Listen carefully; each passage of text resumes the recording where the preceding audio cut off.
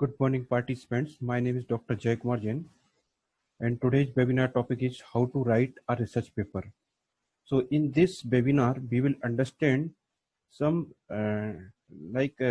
some strategy and some procedures how to write the research paper. And this webinar is basically beneficial for the final year students and academics like faculties and industry person who are interested in the writing the research paper. The parts of the research paper. Research paper के एक जो research paper होता है उसमें कितने parts होते हैं और हम एक पूरी की जो रिसर्च पेपर का जो पूरा स्ट्रक्चर होते हैं उसको हम कितने पार्ट्स में अपना रिसर्च पेपर को क्या करते हैं, डिवाइड करते हैं, वो एक part of the research paper कहलाता है। जैसे कि हमको हमारे रिसर्च पेपर में क्या क्या चीजें होती हैं, क्या क्या हेड्स होते हैं: title, abstract, introduction, literature review, methods, results, discussion, acknowledgement and references. It is not compulsory कि all parts should be covered in a particular research paper. ये जो भी मैं पार्ट्स कंपल्सरी नहीं है कि सारे के सारे पार्ट्स आपको कवर करना है, बट एक जो मैंने आपको पहले बताया कि इंट्रोडक्शन, बॉडी और कंक्लूजन, मतलब कोई भी रिसर्च पेपर जब आप राइट करेंगे तो एक उसका जिस टॉपिक से रिगार्डिंग आप रिसर्च पेपर को राइट करने जा रहे हैं उस टॉपिक की आपको एक इंट्रोडक्शन पार्ट आपका कवर होना चाहिए। फिर उस टॉपिक के बारे में आप क्या करने जा रहे हो, क्या चीजें उसमें कवर करोगे, वो वो चीज, वो मेथड्स, वो रिजल्ट्स, वो कंक्लूजन इस बॉडी पार्ट में आएंगे। और उसके बाद फाइनली जब हम उस पूरे काम को कंक्लूड करेंगे तो वो कहां पर आएगा? कंक्लूजन वाले पार्ट में आएगा। तो ये तीन चीजें कवर होना चाहिए। अब तीन चीज को हमने बेसिकली यहाँ पर हम कह सकते हैं कि यहाँ पर हमने ये 9 उसमें अपने पार्ट्स में डिवाइड किया है, जो कि title, abstract, introduction, literature review, methods, results, discussion, acknowledgement and references. तो these are the basically parts of the research paper. Now, अब हम बात करते हैं कि how to write research paper. Research paper को लिखना स्टार्ट कैसे करें, मतलब कि जैसे एक एक पार्ट को हम कवर करेंगे कि हमारा टाइटल कैसा होना चाहिए, हमारा इंट्रोडक्शन कैसा होना चाहिए, हमको अब्स्ट्रैक्ट कैसे बनाना चाहिए। तो हम सब चीजों को, क्योंकि जब भी कोई ऑथर, जो न्यू ऑथर रहते हैं, जो स्टूडेंट रहते हैं, उनको सबसे पहले ये समझ में नहीं आता कि यार टाइटल मतलब कैसे डिसाइड करें, या फिर अब्स्ट्रैक्ट को क्या लिखें, अब्स्ट्रैक्ट में लिखना क्या है, एक्चुअली कीवर्ड किस टाइप के होना चाहिए, क्योंकि ये चीजें बहुत मेजर करती हैं। जब भी आप अपना पेपर लिखेंगे तो पेपर में कीवर्ड कैसे होना चाहिए, अब्स्ट्रैक्ट कैसा होना चाहिए, टाइटल कैसा होना चाहिए, जो भी इस पार्ट्स में जो चीजें जो मैंने कवर करी है, ये सारे के सारे पार्ट्स का कुछ ना कुछ ऑब्जेक्टिव है, सब बहुत इंपॉर्टेंस रखते हैं अपने आप में, ठीक है ना। तो इन सब चीजों को हम कैसे मतलब लिखते हैं, हर एक पॉइंट के बारे में कुछ ना कुछ हम देखेंगे, क्या उसकी रूल्स है, क्या रेगुलेशन है। अगर हम उन रूल्स और रेगुलेशंस को we follow, then definitely we will provide the good citation for our research paper। एक अच्छा इम्पैक्ट पड़ेगा, साइटेशन भी आपको अच्छे मिलेंगे। अब साइटेशन क्या चीजें होती है वो भी मैं आपको लेटर ऑन बताता हूँ इसलिए। चलिए, so first of all we will discuss about the title. कि टाइटल के बारे में बताऊंगा मैं कि टाइटल कैसा होना चाहिए। टाइटल मतलब कि जो भी आप रिसर्च पेपर लिखने जा रहे हैं उस रिसर्च पेपर का टाइटल कैसा होना चाहिए, और टाइटल में क्या क्या चीजें, क्या होना चाहिए, क्या नहीं होना चाहिए, ठीक है। तो देखते हैं। Write the title after you are written your paper and abstract. सबसे पहले हमने अपना पूरा पेपर एक ब्रॉड, जैसे मैंने सोच लिया कि आईओटी के ऊपर अगर मेरे को रिसर्च पेपर लिखना है और मैं आईओटी के बारे में एक सर्वे पेपर बना रहा हूँ, ठीक है।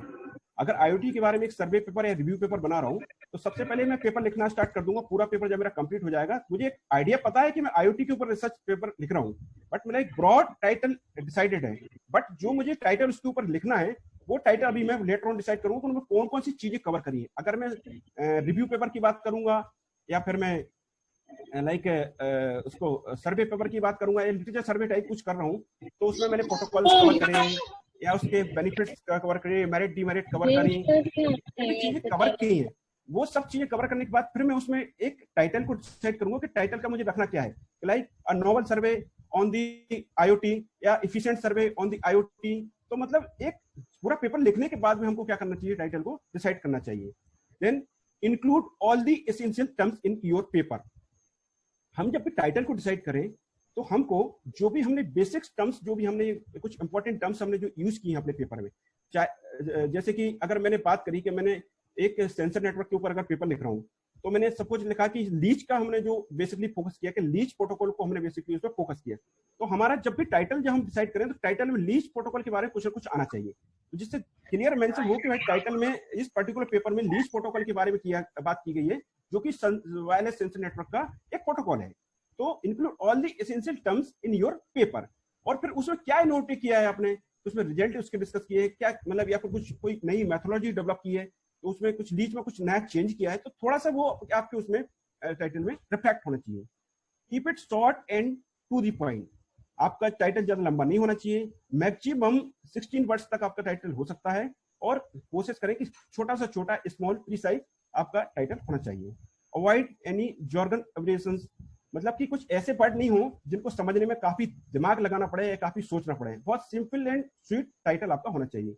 Use keyword that closely relate to the content of your paper, ऐसे कीवर्ड्स का यूज करें, आप अपने टाइटल में वो कीवर्ड्स रखें जो कि आपके पेपर से रिलेटेड हो। Never include a period at the end, मतलब कि फुल स्टॉप टाइप का या फिर कोई उसमें कोई और अनदर क्वेश्चन मार्क टाइप का, कुछ क्वेश्चन मार्क लगा सकते हैं, बट फुल स्टॉप टाइप से कोई स्टॉप नहीं करते, क्योंकि this is not the sentence, this is the title. Indicate accurately the subject and scope of the study, जो भी आपका लाइक जैसे मैंने अभी बताया आईओटी, तो आपको अगर आईओटी का अगर प्रोटोकॉल के बारे में डिस्कशन कर रहे हो, या फिर उसमें कुछ इनोवेटिव कुछ किया है, आपने कुछ चेंज किया प्रोटोकॉल्स के बारे में, या फिर आईओटी से रिलेटेड आपका कोई वर्क है, तो उसमें टाइटल में ये चीज मेंशन होना चाहिए कि आपका जो मतलब वर्क है वो आईओटी से रिलेटेड है। जैसे कि लाइक कह सकते हैं कि इनोवेटिव प्रोटोकॉल या इनहांस प्रोटोकॉल ऑफ आईओटी या enhance protocol of wireless sensor network, तो ऐसा करके कुछ enhancement, like a little bit you have done some enhancement in this particular protocol which is related to the IoT, like this. Then use words that create a positive impression and stimulate reader interest, ऐसे words को आप decide करके लिखे अपने title में जो कि एक इंटरेस्ट बनाए, मतलब कि जब बंदा गूगल पे सर्च करे पर्टिकुलर टाइटल को तो फटाक से निकल के आए, जब उसको पढ़े टाइटल को तो लगे कि नहीं that is the good paper for my choice, मतलब मुझे जो पेपर ढूंढा था वही है, वो मुझे बहुत जल्दी समझ में आ जाएगा, तो उसको फट से उसको लाइक ले ले। Then does not include redundant phrasing such as a study of an analysis of or similar constructions, मतलब कि आपने देखा होगा कि पता चला कि आपने लिख दिया an study of IoT, an study of mobile aircraft network, एक पहले भी किसी बंदे ने ऐसे ही किया, फिर एक्स ने वही कर दिया, बाय ने भी वही कर दिया, तो मतलब जो रिडंडेंट चीजें हैं वो हमको कवर नहीं करनी है। हमारा जो टाइटल होना चाहिए वो कैसा होना चाहिए, नॉवल होना चाहिए, इनोवेटिव यूनिक होना चाहिए। कैसा होना चाहिए, यूनिक होना चाहिए, नॉवल होना चाहिए, नया होना चाहिए, टाइटल कभी भी सिमिलर नहीं होना चाहिए। Takes the forms of a questions or declarative statement, questions के फॉर्म में भी आप उसको टाइटल को और डिक्लेरेटिव स्टेटमेंट के फॉर्म में भी आप टाइटल को रख सकते हो। तो these are the some points which is covered in the title, मतलब टाइटल के बारे में बता रहे हैं कि क्या कंडीशंस होना चाहिए, क्या नहीं होना चाहिए, कैसा होना चाहिए टाइटल, ठीक है। अब आगे बढ़ते हैं एब्स्ट्रैक्ट के बारे में। एब्स्ट्रैक्ट क्या चीज होती है, basically abstract it is a summary of body of information, मतलब कि जो भी आप पेपर लिख रहे हो उस पेपर को लिखने के बाद में हमेशा जो हमारा एब्स्ट्रैक्ट और कंक्लूजन हमको बाद में लिखना चाहिए। पूरा पेपर पहले लिख लो, जो भी उसके पूरे पॉइंट्स हैं, इंट्रोडक्शन और उसका आपका बॉडी में जितने भी पार्ट, पूरा बॉडी उसकी तैयार कर लो। बॉडी लिखने के बाद में जो इंट्रोडक्शन और पूरा जो पार्ट है उसका, उसके बाद में हम क्या करेंगे, एब्स्ट्रैक्ट को लिखेंगे। तो एब्स्ट्रैक्ट बेसिकली क्या होता है, समरी ऑफ योर पेपर, मतलब कि जो पेपर की जो कंप्लीट समरी है उसको हम क्या कहेंगे, एब्स्ट्रैक्ट कहेंगे। It express the main claim and argument of a paper, मतलब कि अगर आपका 12 पेज का सपोज पेपर है तो 12 पेज को आपको मुश्किल से हाफ पैराग्राफ में आपको समराइज करके बताना है कि हमने इस पर्टिकुलर पेपर में क्या किया है, ठीक है। Question that an abstract answer, why did you do this study और प्रोजेक्ट, मतलब कि जो भी आपने स्टडी किया, जो भी पेपर आपने राइट किया वो क्यों किया है, क्या लिखा, क्यों किया, क्या लिखा है इसके अंदर। What did you do and how, मतलब क्या लिखा है और कैसे लिखा है। व्हाट डिड यू फाइंड, मतलब आपकी फाइंडिंग्स क्या थी, आपने क्या क्या इसमें किन किन पैरामीटर्स को लिया है, उन पैरामीटर्स का रिजल्ट, मतलब एक लाइन में बताना है कि कैसा रहा है, मतलब इंप्रूव रहा है या लाइक डिक्रीज हुआ है, इंक्रीजिंग ऑर्डर रहा है, किस टाइप से रहा है। सर यस सर, टाइम का कुछ इशू है, लाइक 10 मिनट बचे यार ऐसा। हाँ, ओनली 10 minutes रिमेनिंग सर। नहीं नहीं, तो उसको अपन एक काम करेंगे, थोड़ा सा भी काम टाइम बहुत बचा है क्योंकि 30 मिनट तो 20-25 मिनट लगेंगे, तो फटाफट करता हूँ लेकिन समय नहीं हो पाएगा, है ना। रीस्टार्ट कर लेंगे अगर लगा तो, जी जी ठीक है ना। हाँ, then what did you find, what do your findings mean, मतलब कि उन फाइंडिंग्स का क्या मतलब था, जो भी आप रिजल्ट निकाले हैं। लाइक आपने जैसे बात करी कि आपने किसी प्रोटोकॉल को लिया कि डिले लिया, उसमें उसमें आपने उसका थ्रूपुट कैलकुलेट किया, तो थ्रूपुट का निकालने के बाद में उसको कितना इंप्रूव हुआ, कितने परसेंटेज उसमें इंप्रूवमेंट हुआ। तो वो छोटी छोटी चीजें, मतलब एक एक लाइन में आपको बताना है एब्स्ट्रैक्ट के अंदर, पूरी डिटेल ही लिखनी है, क्योंकि डिटेल हम कहाँ लिखेंगे, बॉडी के अंदर। तो that is the basically abstract. Abstract means summary of the paper. Okay, now abstract में क्या क्या चीजें होनी चाहिए। Begin writing the abstract after you have finished paper writing your paper, जैसा कि मैंने आपको बताया है। Pick out the major objectives, hypothesis and conclusion from your introduction and conclusion section, ठीक है ना। कुछ कुछ छोटी छोटी चीजें हम कंक्लूजन से, अपने इंट्रोडक्शन पार्ट से निकाल करके एब्स्ट्रैक्ट में लिख सकते हैं। मतलब आप ये समझ लीजिए कि एब्स्ट्रैक्ट जो होता है ना, आप जो एक पिक्चर देखते हैं ना मूवी के बाद, जो मूवी की जो पूरा जो पोस्टर होता है, पोस्टर में हमको क्या दिखता है कि कौन कैसा क्या है, किसका क्या रोल है। तो एग्जैक्टली एब्स्ट्रैक्ट भी एक अपने आप में एक पोस्टर है, जिसको देखने के बाद में, क्योंकि कई सारे पेपर रहते हैं जो फ्री एक्सेस नहीं रहते, हमको उसका सिर्फ एब्स्ट्रैक्ट दिखता है। तो एब्स्ट्रैक्ट को पढ़ने के बाद में हमको ये समझ में आता है कि नहीं यार, ये पेपर जो है ना ये बड़ा काम का है, इसको एब्स्ट्रैक्ट को पढ़ने के बाद समझ में आता है। तो फिर कोई भी पर्सन क्या करता है, ऑथर जो भी लिखना स्टार्ट करता है, उस पेपर को उससे जो भी उसका कॉस्ट रहती है उसको चार्ज पे करके उसको परचेस कर लेता है, जो फ्री एक्सेस नहीं रहते। तो it depend on the your abstract. Abstract आपका जितना अच्छे से अच्छा लिखा होगा, उतने ज्यादा से ज्यादा आपके पेपर के लाइक व्यूज बढ़ेंगे, रीड्स बढ़ेंगे और साइटेशंस बढ़ेंगे। देन सिलेक्ट की sentences and phrase from your method section. कुछ कुछ छोटे छोटे सेंटेंसेस को आप बीच में से अपने बॉडी गार्ड में से ले सकते हो, जो कि आप एब्स्ट्रैक्ट में मेंशन कर सकते हो। Identify the major results from your result section, ठीक है, रिजल्ट सेक्शन से कुछ चीजें ले सकते हो। Now arrange the sentences and phrase selected in step 2, 3, 4, जो कि आपने ऊपर जो लिखे उसमें से छोटे छोटे कुछ कुछ सेंटेंस लेकर के आप मेंशन कर सकते हो। Remove all extra information and then link your sentences to ensure that the information flow well. मतलब कि जो ऊपर के जो पॉइंट आपने सारा का सारा जो कंटेंट इकट्ठा कर लिया, उसके बाद में सबको लिंक करना है कि एक स्ट्रक्चर्ड फॉर्म रहे, जो कि आपने हाफ ऑफ पैराग्राफ का जो आपने एक एब्स्ट्रैक्ट लिखा है, वो कि एक पढ़ने के बाद में एक कंप्लीटनेस फील होना चाहिए कि हाँ, जो इतनी चीजों जो बताया जो एकदम स्ट्रक्चर्ड है, वो काफी मतलब कंप्लीट है। Confirm that there is consistency between the information presented in the abstract and the paper. एक कंसिस्टेंसी मेंटेन होना चाहिए आपके पेपर, और ऐसा नहीं कि पेपर में कुछ और लिखा है और आपका एब्स्ट्रैक्ट कुछ और बोल रहा है। That should not be considerable, ऐसा कुछ नहीं होगा। मतलब आपका जो एब्स्ट्रैक्ट में लिखा है वही पेपर एक समरी उसकी उसमें होना चाहिए पेपर में, ठीक है। Now keywords. कीवर्ड्स क्या चीज होते हैं? कीवर्ड्स जो कि हम एब्स्ट्रैक्ट के बाद में 4 या 5 वर्ड्स जो लिखते हैं वो कीवर्ड्स कहलाते हैं। अब keywords are the words that capture the essence of your paper. Keywords make your paper searchable and ensure that you get more citation. Keywords play very important role in your research और research paper. जब हम paper में keywords लिखते हैं, तो अगर जैसे कि मैंने सपोज कोई पेपर राइट किया, और पेपर मैंने जैसा अभी आपको एग्जांपल दिया IoT से रिलेटेड कोई पेपर राइट किया, तो मैं चाहूंगा कि जो भी चीज उसमें मैंने काम किया है, जो भी उसमें हमने जो चीजें एक्सप्लोर की है, या फिर सर्वे पेपर बनाया है, रिजल्ट बेस्ड पेपर बनाया, तो उसमें जो काम किया, जैसे मैंने अभी बात करी आपसे कि मैंने लीच को क्या किया, लीच को एनहांस किया। लीच एक प्रोटोकॉल है, किसका प्रोटोकॉल है? वायरलेस सेंसर नेटवर्क का। उसको मैंने कुछ एनहांसमेंट किए, कुछ चेंजेस किए। तो मैं चाहूंगा कि मैं लीच को कीवर्ड में रखूं। क्यों रखूं? क्योंकि जब भी कोई एक्स ऑथर जो कि कोई पर्सन जो उसको स्टार्ट करना चाह रहा हो, उसमें जब गूगल पे वो लिखेगा कि रिसर्च पेपर रिगार्डिंग लीच, तो लीच सबसे पहले आपके पेपर में से वो लीच जो कीवर्ड लिखा होगा उसको आइडेंटिफाई करके आपका पेपर निकल के ऊपर आ जाएगा। तो जब भी हम मतलब इस सर्च इंजन में मतलब जब हम उसको डालते हैं, तो सर्च इंजन में प्रेफरेबल रहते हैं कीवर्ड्स। कीवर्ड्स के बेसिस पर ही हम उसको लाइक पेपर ऊपर आता है, और फिर हम हमारे पेपर को साइटेशन मिलते हैं, तो बंदा उसको पढ़ेगा, फिर उसके बाद में आपके पेपर को साइट करेगा, अपने रेफरेंसेस में यूज करेगा। तो that will be beneficial for the all the author's. तो कीवर्ड्स जो रहे ना, वो बहुत मतलब आपके टॉपिक्स के अकॉर्डिंग, और आपकी जो भी आपने टॉपिक पर आप पेपर लिखना चाह रहे हैं उसके अकॉर्डिंगली वैसे होना चाहिए, ठीक है। Therefore, it is important to include the most relevant keyword that will help other authors and find your paper.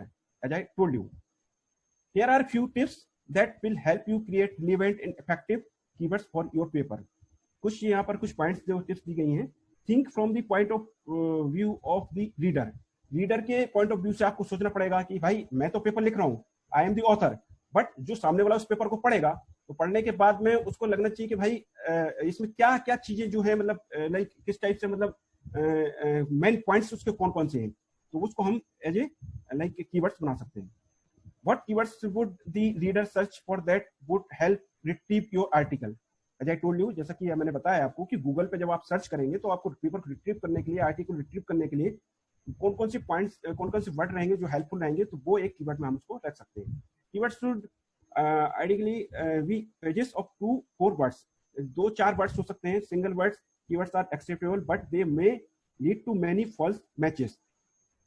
ठीक है ना.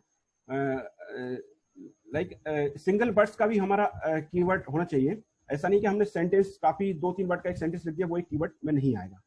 Keywords should contain word and phrases that suggest that what the topic is about. मतलब कि जो मैंने already बताया आपको कि टॉपिक के बारे में आपका कीवर्ड बताया कि भाई किस टाइप से आप टॉपिक पे काम करने जा रहे हो, लाइक इस तरीके से. ये सब चीजें मैंने ऑलरेडी आपको कवर कर ली. Also use variants, terms and phrases, readers हो गया. The full forms of short tense words और acronyms and abbreviations should be included as well. जैसे कि मैंने आपको बताया अभी लीच का कुछ फुल फॉर्म होता है, जैसे कि एओडीबी. अगर मैं मोबाइल एडहॉक नेटवर्क के ऊपर काम कर रहा हूँ और मैंने उस पर कुछ एओडीबी कुछ चेंजेस किए, आप या फिर एओडीबी पे थोड़ा ज्यादा फोकस किया, तो आप एओडीबी को भी क्या रख सकते हैं, एक कीवर्ड रख सकते हैं. एओडीबी क्या है? Ad hoc on demand routing protocol. तो ये गोडाउन क्या है? ले पड़ले हो, गोडाउन खाली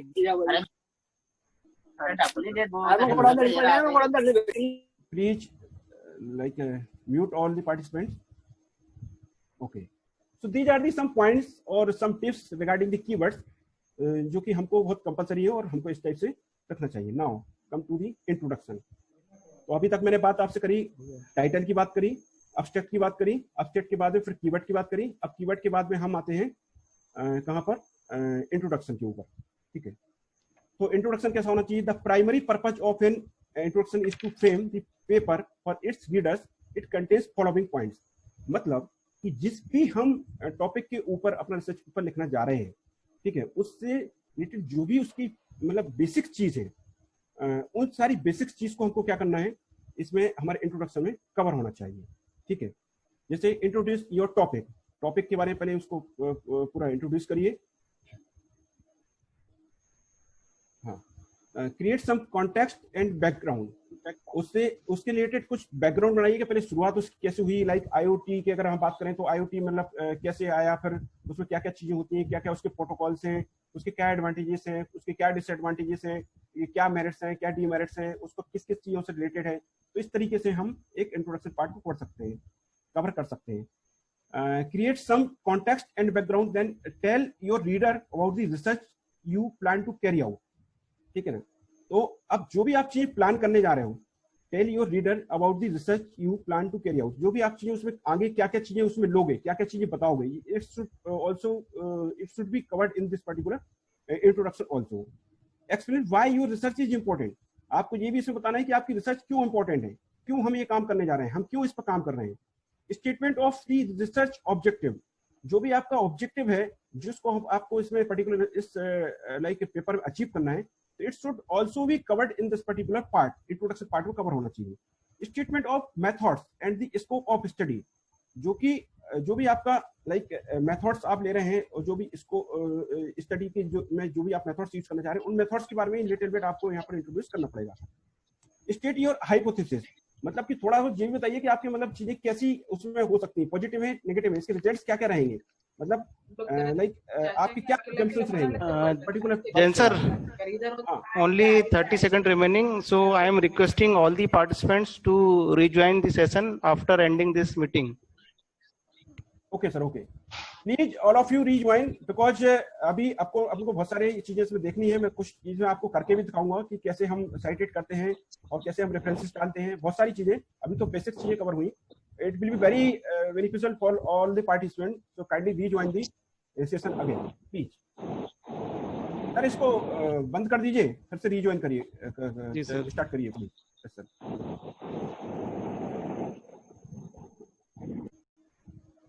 so here we have covered about the introduction part.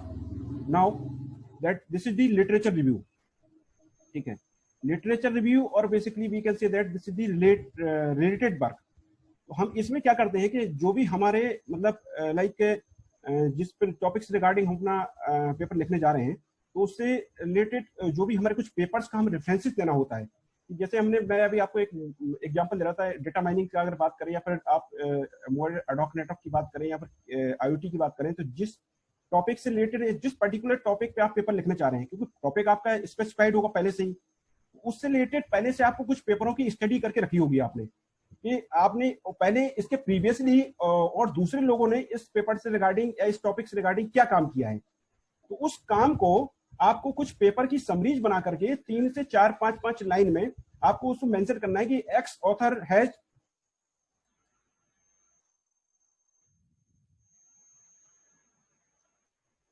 Jain sir आवाज आपकी अनम्यूट हो गई, रुको 1 मिनट।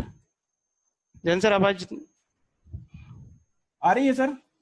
हाँ आ रही है, प्लीज कंटिन्यू। आप मुझे मत म्यूट करिए प्लीज, है ना? नहीं, वो धोखे से हो गए थे। ओके फाइन, कोई दिक्कत नहीं, ठीक है। तो मतलब हमको रिलेटेड वर्क, या फिर जो कि मैं लिटरेचर रिव्यू की बात कर रहा हूँ, तो उसमें जो भी हमने प्रीवियसली जो स्टडी करके रखी है, जो भी हमने स्टडी की है, उस स्टडी के बेसिस पे हम अपने इस काम पे आए हैं। क्योंकि ऐसा ना हो कि जो आप रिसर्च पेपर लिखने जा रहे हो, जिस टॉपिक पे लिखने जा रहे हो, जो काम आप पहले से प्रीवियसली किसी ऑथर ने करके रखा हो या किसी बंदे ने, और उसी काम को आप कुछ करने जा रहे हो। लाइक जैसे आप कुछ एनहांसमेंट कर रहे हो, या कुछ काम लाइक कोई आपने कोई एल्गोरिथम डेवलप की है, या फिर लाइक एल्गोरिथम प्रपोज की है, वो एल्गोरिथम ऑलरेडी एग्जिस्ट हो, तो आप उसको, आपको पता कैसे चलेगा कि एग्जिस्ट है कि नहीं है? तो उस काम से रिलेटेड पहले से आपने कुछ सर्वे करके रखा होगा, या फिर लिटरेचर रिव्यू करके रखा होगा, पढ़ के रखा होगा, तो उस पर स्टडी करके रखी होगी कि नहीं, अभी तक इस टॉपिक से रिलेटेड कोई काम नहीं हुआ, और that is the normal work, और that will be unique what I am going to working on this particular topic। जो भी मैं इस काम टॉपिक पर से रिलेटेड कोई काम करने जा रहा हूँ, तो ये एकदम यूनिक है और यूनिक काम करने जा रहा हूँ। तो फिर जो भी उसके पहले जो स्टडी की गई, उस स्टडी को 2 से 3, 4 पेपर को आप अपने पेपर में मेंशन कर सकते हो। तो that is basically literature review for your paper, और जिसको हम रिलेटेड वर्क भी कहते हैं। चलिए अब आगे बढ़ते हैं। ये सब चीजें इसमें मेंशन है, वही चीजें डिस्कस की हैं। देन फिर मेथोडोलॉजी की बात करते हैं। मेथोडोलॉजी ये क्या होता है कि जो भी आप वर्क करने जा रहे हो, जो भी वर्क आप करने जा रहे हो, उस वर्क को आपको किसी न किसी तरीके से, किसी ना किसी प्लेटफॉर्म को यूज करके वैलिडेट करके बताना पड़ेगा कि योर वर्क इज ओके। मतलब जो भी आपने काम किया है वो एक वैलिड है। उस काम का कोई ना कोई मतलब प्लेटफॉर्म हो सकता है। अब प्लेटफॉर्म इज व्हाट, कि जैसे आपने भाई कोई टूल यूज किया होगा, कोई टूल जैसे कि कोई सिमुलेटर यूज किया है, या फिर आपने उसको रियल टाइम पे कहीं उस वर्क को इंप्लीमेंट किया है, कोई एल्गोरिथम को टेस्ट किया, और टेस्ट करने के लिए कोई ना कोई टेस्ट बेड का यूज किया गया होगा। तो वो जो टेस्ट बेड आपने यूज किए गए, वो उसकी पूरी एक मेथोडोलॉजी बनाई गई होगी कि पहले to explain your methodology approach, किस तरीके से काम किया, पहले आपने क्या लिया, कि भाई जैसे आपने NS टूल लिया है या फिर बैकअप टूल लिया है, फिर बैकअप टूल लेने के बाद फिर उसमें उसकी कौन कौन से फीचर्स को आपने लिया है। Then describe your methods of data collection. Then आपने जो डाटा, जो उसमें जिस डाटा के बेसिस पे आप अपने पर्टिकुलर एल्गोरिथम्स को या किसी जो भी लाइक आपने प्रोटोकॉल या फिर कोई जो भी चीज डेवलप की है उसको टेस्ट करना है, तो कौन सा डाटा यूज किया है, किस टाइप का रियल टाइम डेटा लिया है, कोई डमी डेटा लिया है, या किस एक्स पर्टिकुलर ऑर्गेनाइजेशन से जहां से आपने डाटा कलेक्ट किया, तो उसको आपको यहाँ पर डिस्क्राइब करना पड़ेगा। Then describe your methods of analysis, किस मतलब मेथड का यूज करके आपने पर्टिकुलर डेटा को एनालिसिस किया है। अब जैसे बहुत सारी मेथड्स हो सकती है, जैसे कि क्लस्टरिंग है। अब जैसे हम डेटा माइनिंग की बात करें तो क्लस्टरिंग है, अटोडी है, बहुत सारी यहाँ पर डिफरेंट टाइप्स ऑफ माइनिंग की जो एल्गोरिथम्स हैं या फिर टेक्निक्स है, किस टेक्निक का यूज करके आपने अपने उसको डेटा को एनालिसिस किया है, तो वो it should be mention in your methodology. Then evaluate and justify your methodology choices, आपने क्यों इस पर्टिकुलर मेथोडोलॉजी का यूज किया, इस पर्टिकुलर टेक्निक को क्यों यूज किया, तो आपको जस्टिफाई भी करना पड़ेगा और एवेल्युएट करके बताना पड़ेगा कि इस कारण से मैंने इस पर्टिकुलर मेथोडोलॉजी को लिया है। तो मतलब कि मैं एक बात कर सकता हूं कि अगर ये चारों चीजों को, पॉइंटों को अगर मैं एक होलसेल में बताने की कोशिश करूं, तो मैं बताऊंगा कि जो भी हम अपना जो रिजल्ट हम जो निकालने जा रहे हैं, या फिर जो हम मेन जो फोकस, जो जिस रिसर्च पे फोकस करने जा रहे हैं, उसकी जो कंप्लीट जो स्टेप बाय स्टेप जो हायरार्की है, जो एक लाइक सिस्टम है, उसको हम क्या कहते हैं, मेथोडोलॉजी की बात करते हैं। क्या करते हैं, मेथोडोलॉजी की बात करते हैं।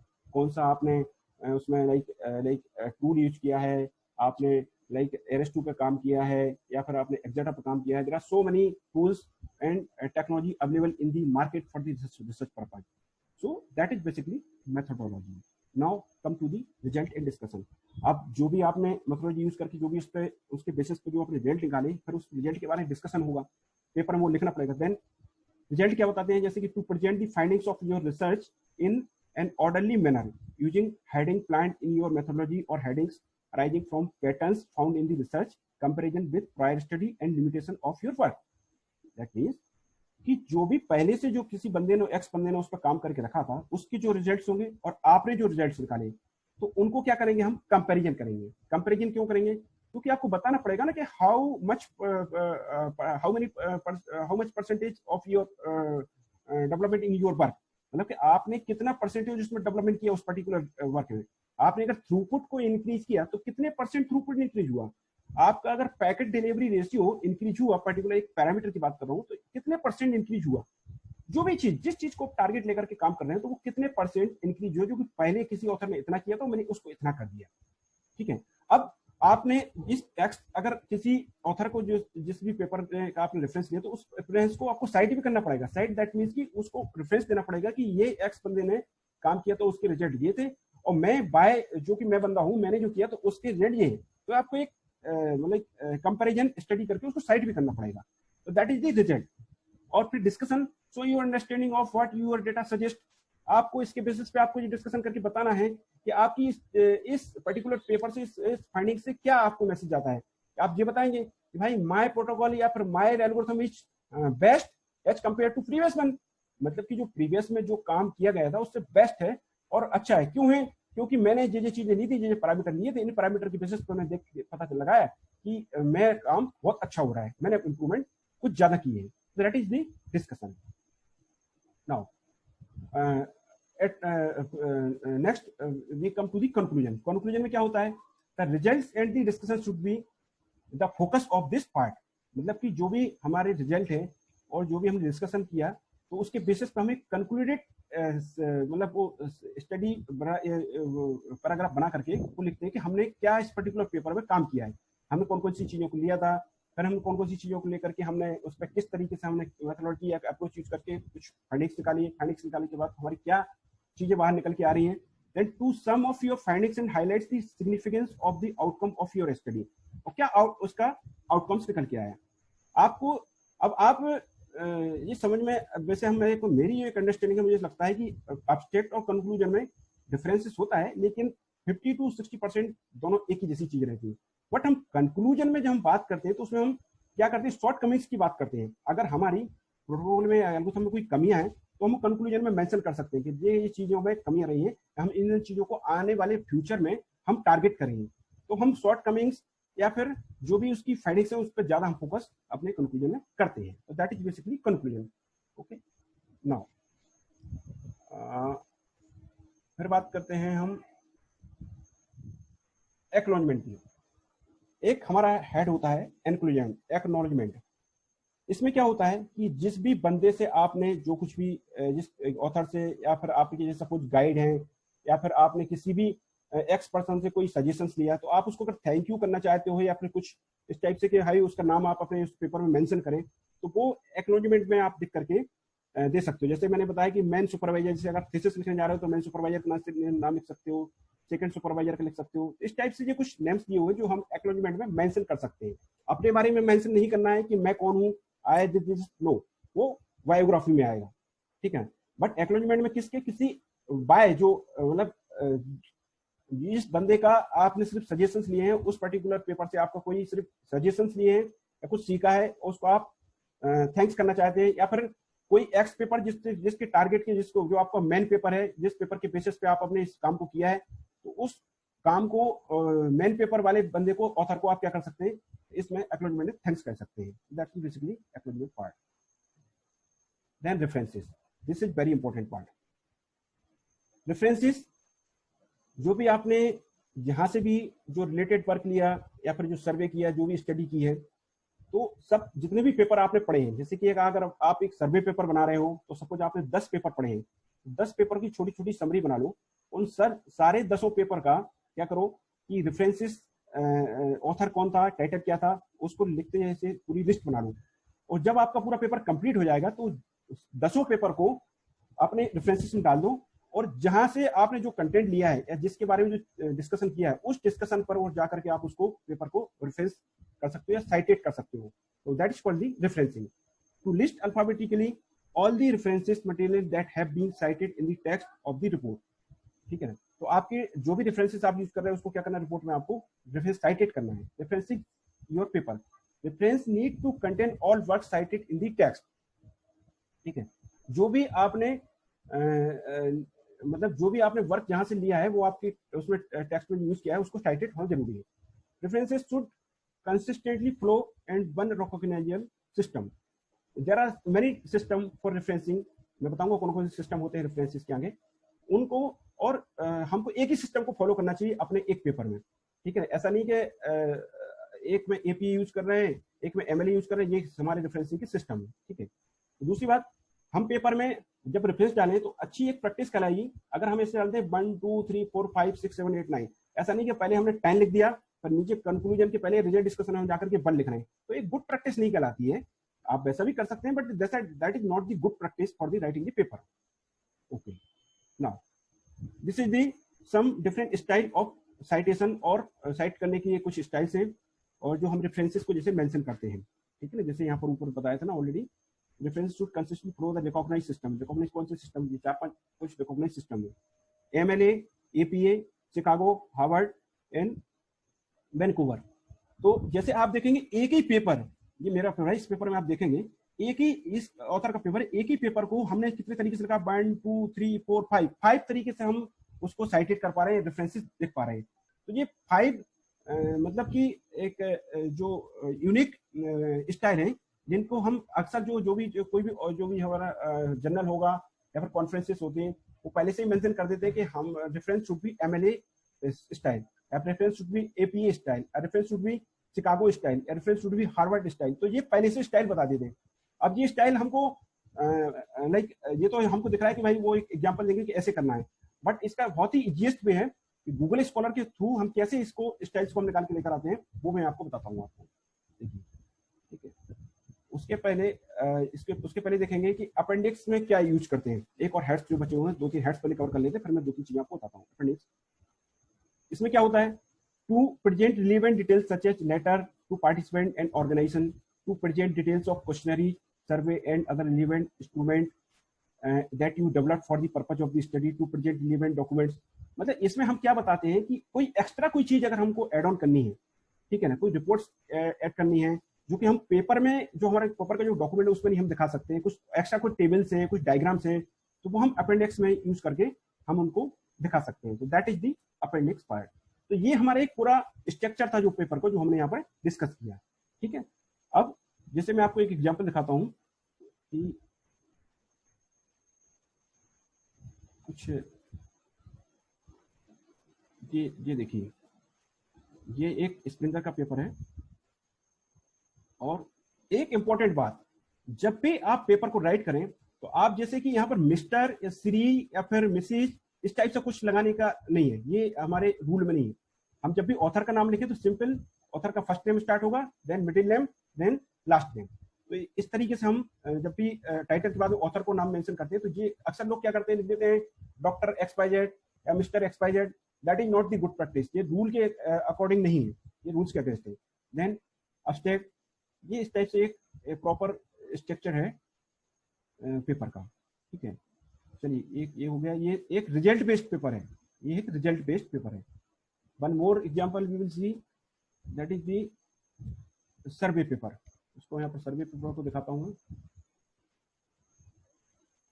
This is the example of survey paper, wireless sensor network survey. ठीक है. इस टाइप से ये किसका, साइंस डायरेक्ट का पेपर है SBR में जो कि पब्लिश हुआ है. ठीक है सर. नहीं दिख रहा सर, एग्जांपल 1 और 2 कोई सा नहीं दिखा. नहीं, एग्जांपल नहीं दिख रहा है क्या? हेलो. नो. हाँ सर, एग्जांपल नहीं दिख रहा. अच्छा, वो मैंने शायद लिंक पे क्लिक किया तो वो शो नहीं हो रहा होगा. चलिए छोड़िए फिर उसको. एग्जांपल मैं डायरेक्ट उसको दिखा देता हूँ, कोई दिक्कत नहीं, फिर से अलग से शेयर करके. ठीक है. उसके पहले 2-3 चीजें और देख लेते हैं. मैं फिर से शेयर कर लूंगा उसको. वेयर टू पब्लिश, हम अगर अपने पेपर को अगर लाइक लिखा हुआ है तो हमको पब्लिश कहाँ करना है, उसको कैसे पब्लिश करेंगे वो. तो उसके लिए क्या है कि हमारे पास 3 कैटेगरी के मतलब जर्नल्स और कॉन्फ्रेंसेस होते हैं. कौन कौन से होते हैं? General conferences indexing in SCI, SCI means science citation index, general conferences indexing in Scopus या फ्री रेफरेंस जर्नल, ठीक है। तो और भी कई तरीके की चीजें हैं जहां पर पेड पैसा देकर के हम पेपरों को छपा सकते हैं, but that is not the good practice. जो हम अगर एकेडमिक में या फिर इंडस्ट्री में हमारे एज ए कैरियर जो सबसे ज्यादा अगर बेनिफिशियल कोई चीज जो जहां पर हमारा पब्लिशिंग कंटेंट होता है वो 3 जगह होती है, एससीआई, स्कोपस या फिर फ्री रेफरेंस जर्नल। और सबसे ज्यादा जो अच्छा जो माना जाता है वो एससीआई जर्नल माने जाते हैं, उसके बाद स्कोपस माने जाते हैं, देन माने जाते हैं रेफरेंस जर्नल। रेफरेंस मतलब फ्री जर्नल होना चाहिए, उनमें हमको कोई पैसा पे ना करना पड़े, ठीक है। देन तो एससीआई ये मैंने 3 कैटेगरी में। अब इसके लिए कैसे हमको पता चलेगा, तो ये मैंने यहाँ पर भी हाइपरलिंक्स के माध्यम से डॉक्यूमेंट यहाँ पर लिंक करके रखा हुआ है। इसके थ्रू हम क्या देख सकते हैं कि ऑलरेडी नेट पे अवेलेबल है कि list of the SCI journals, उसमें से आप अपना एससीआई जर्नल्स निकालिए, निकाल करके आप उसको सबमिट करिए अपनी मैन्युस्क्रिप्ट को, पेपर जो लिखता है जो को उसको मैन्युस्क्रिप्ट बोलते हैं, उस मैन्युस्क्रिप्ट को सबमिट करिए। सबमिट करने के बाद में फिर आप जब भी वो रिव्यू करके आएगा तो उसके अकॉर्डिंगली वो एक्सेप्टेंस आएगा। दैट इज बेसिकली कहाँ हमको पब्लिश करना है, जैसे मैंने बताया वेयर टू पब्लिश, ठीक है। प्लेगरिज्म के बारे में बात करें तो B original and don't plagiarise. इसका क्या मतलब हुआ, इसका मतलब ये हुआ कि भाई जैसे आपने 10 पेपर अगर पढ़े हुए हैं तो 10 पेपरों में से आपको ऐसा नहीं कि जस्ट उसका कंटेंट उठा करके आपने अपने पेपर में डाल दिया, no, that is not is good practice. आप उस पेपर को पढ़िए, उस पेपर को पढ़ने के बाद आपको कोई चीज समझ में आई तो उसको समझ में आने के बाद आप अपनी लैंग्वेज में उस बात को लिखिए कि आपको क्या उससे मतलब समझ में आया, क्या आपकी अंडरस्टैंडिंग बनी। तो आपको सोचने समझने और उसका अंडरस्टैंडिंग का वे डिफरेंट होगा। तो आप अपने वर्ड्स में उन चीजों को लिख सकते हैं और उस पर्टिकुलर बंदे को फिर आप वहां पर साइटेड कर सकते हैं कि हाँ एक्स बंदे ने मैं ऐसा कहा था जो कि मेरी यहाँ पर इस पर्टिकुलर कंटेंट से रिलेटेड ये सोच बनती है। तो इस तरीके से आप कर सकते हैं, बट ऐसा नहीं कि एज इट इज आपने वो टेक्स्ट उठा करके आपने पेपर में डाल दिया, तो दैट इज दी बेसिकली एक क्राइम है एक तरीके का। ये एक मतलब गुड प्रैक्टिस में नहीं आता है। ऐसा करने से कोई व्यक्ति आपके खिलाफ एक्शन भी ले सकता है। तो B original and don't plagiarise, okay. तो अब इस तरीके से मैंने ये सब चीजें आपको बताई हैं। अब मैं कुछ 2-3 चीजें आपको बताता हूँ कि आप रेफरेंसेस जैसे लेंगे। इसको पहले मैं स्टॉप कर रहा हूँ। तो ये देखिए अभी मैंने आपको बताया, ये देखिए अब जैसे कि मुझे देखना है कि एक पर्टिकुलर पेपर को future of internet to the internet things, ये पेपर है। अब इस पेपर को मैंने क्या किया कि सिंपल गूगल स्कॉलर पे गया, गूगल पे डाल के गूगल स्कॉलर लिखा। गूगल स्कॉलर लिखने के बाद में मैंने यहाँ पर एक टॉपिक का नाम लिखा। टॉपिक पर नाम लिखने का सर्च किया तो इस टाइप से निकल के आया। निकल के आने के बाद में जब मैं इस पर क्लिक करूंगा तो ये इस टाइप से जो मैंने देखो जितनी मेथड्स आपको बता रहा था, MLA, APA, शिकागो, हार्वर्ड, ये आ गए। अब यहाँ से जस्ट आप कॉपी करेंगे इस टाइप से और अपने रेफरेंसेस में जाकर के, अभी आपको सबको दिख रहा है क्या, सीपी सर दिख रहा है? यस सर दिख रहा है। इसको जाके सिंपली पेस्ट कर देंगे। तो आपके अगर जनरल ने कहा कि भैया हमको किस टाइप का चाहिए, MLA फॉर्मेट चाहिए, तो कोई ज्यादा मेहनत करने की जरूरत नहीं है। आप जस्ट टाइटल को पेस्ट करेंगे गूगल स्कॉलर में। कहां पर? गूगल। वो कैसे निकल के आएगा, देखिए जैसे मैं यहाँ क्लिक करता हूँ, गूगल स्कॉलर लिखता हूँ, गूगल स्कॉलर इस टाइप से, और मैं सभी इस पर क्लिक करेंगे।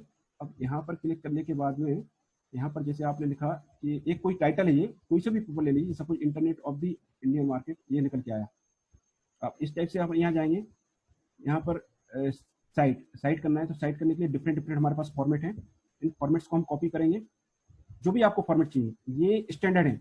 इसके अलावा मुझे नहीं लगता कोई जनरल कुछ पूछता होगा, MLA, AP किस में चाहिए, और यहाँ से आप कॉपी करेंगे, कोई सा भी ले लीजिए और लेकर के पेस्ट कर देंगे। तो वेरी इजी वे, आपको परेशान होने की जरूरत नहीं है कि कहाँ कॉमा लगा है, कहाँ ईयर लिखा है, हर एक की स्टाइल डिफरेंट है, ठीक है। वन मोर थिंग कि जितनी भी आप लोग रिसर्च कर रहे हैं बंदे जो भी, तो अपना सब लोग अपना अपना अकाउंट गूगल स्कॉलर पे बना लें। गूगल स्कॉलर पे सभी का अकाउंट होना चाहिए। उससे क्या फायदा होता है, गूगल स्कॉलर पे आपका अकाउंट रहेगा तो वहां पर जो भी बंदा आपके पेपर को साइटेड करेगा तो उसमें लिस्ट होता जाता है कि इतने लोगों ने देखो साइट किया है। जैसे कि मैं किसी एक बंदे का ले लेता हूँ, कोई भी बंदा डालता हूँ, यहाँ पर एक बंदे का नाम डालता हूँ, इसकी मैं अपना ही डालता हूँ, मान लो देख लीजिए, सपोज मैं लिख दिया रमेश कुमार के लिए, रमेश बाबू, ठीक है, रमेश बाबू को लिखता हूँ।